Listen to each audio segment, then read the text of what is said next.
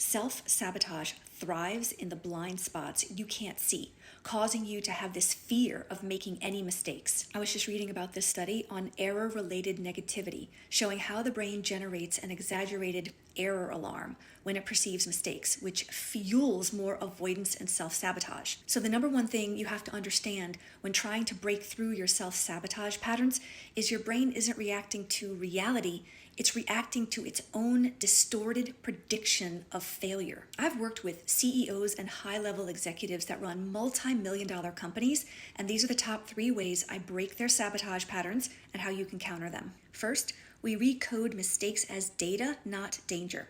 Your brain fires stronger error signals because mistakes feel threatening.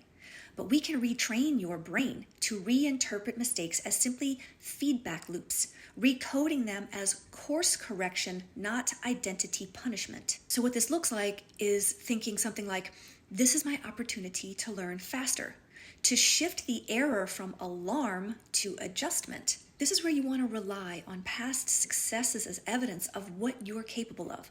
Your brain is a database of experiences. You just have to pull up the most relevant ones. 2, we separate the sense of self from the error signal.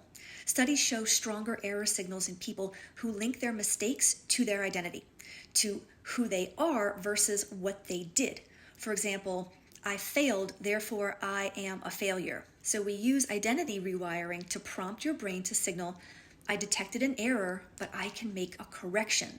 Something didn't work out, but I'm capable of working it out. Now this loosens the sabotage pattern at its root because the focus shifts from what went wrong to how it's now going to go right. And 3, we reinforce success signals.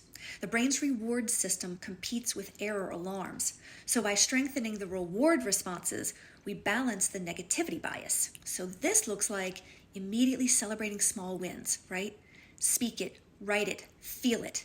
This retrains the brain to expect reward signals instead of punishment signals every time you give an effort to a behavior. And this can compound the more you use it. So we make the first steps tiny.